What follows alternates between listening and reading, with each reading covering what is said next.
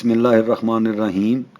ظالم کا ظلم جو بہت زیادہ بڑھ گیا ہو، ظالم کو تو اللہ سبحانہ و تعالیٰ بھی معاف نہیں کرتے۔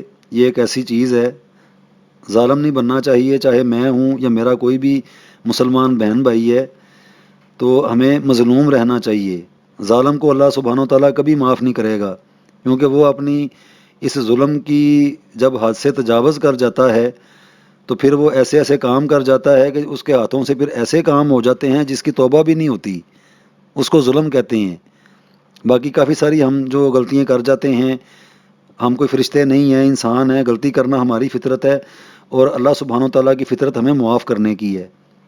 لیکن ظلم جو ہے وہ جہاں تک پڑھا ہے، جہاں تک بہت ساری معتبر کتابوں میں دیکھنے کو ملا ہے، تو وہ یہی ہے کہ ظالم کو اللہ سبحانہ و تعالیٰ معاف نہیں کرتے، کیونکہ اس کے ہاتھوں سے ایسی کچھ چیزیں عملی طور پہ انجام پا گئی ہیں جس کی تلافی بھی نہیں ہو سکتی۔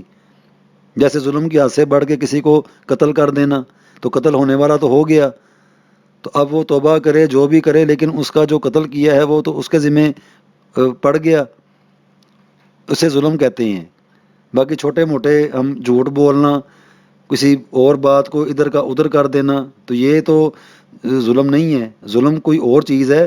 تو یہ جو ظالم افراد ہوتے ہیں، کسی کے گھر کو تباہ و برباد کرنے والے، ان کو پھر یہ قرآن پاک کی کلاموں کے ذریعے سزا دینا بھی بہت ضروری ہوتا ہے، تاکہ ان کا جو ظلم ہے وہ بند ہو۔ ظالم کو اللہ کبھی پسند نہیں کرتے، کوئی انسان پسند نہیں کرتا۔ اس کے اوپر بھی ایک جامعہ قسم کی بحث ہے، اس کے اوپر بھی کافی ساری دلیلیں ہیں۔ تو اگر کسی کی زندگی میں ایسا کوئی ظالم شخص ایک فرعون بن کے تو وہ اس کی زندگی کو برباد کر رہا ہے جان بوجھ کے، اور اس کی زندگی کو خراب کر دیا ہوا ہے، تو اس کے اس ظلم سے اس کو باز کرنے کے لیے یہ سورہ الانعام کی آیت ہے، یہ بڑی سخت قسم کی جلالی آیت ہے۔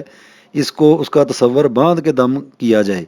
دم کرنے سے مراد کہ اس کا چہرہ اپنی آنکھوں کے سامنے لا کے تو اس کو پھونک مار دی جائے۔ اگر اس کی تصویر ہو تو اس کی تصویر کے اوپر اس کو پڑھ کے دم کیا جائے، کم از کم 41 مرتبہ، دن میں کافی مرتبہ بھی اس عمل کو دہرایا جا سکتا ہے۔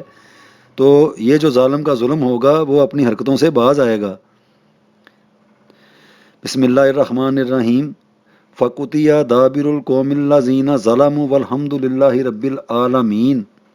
اس کو پڑھنا ہے 41 مرتبہ۔ اس کے ساتھ اگر اسی کوئی سرخ مرچیں ہوتی ہیں ثابت،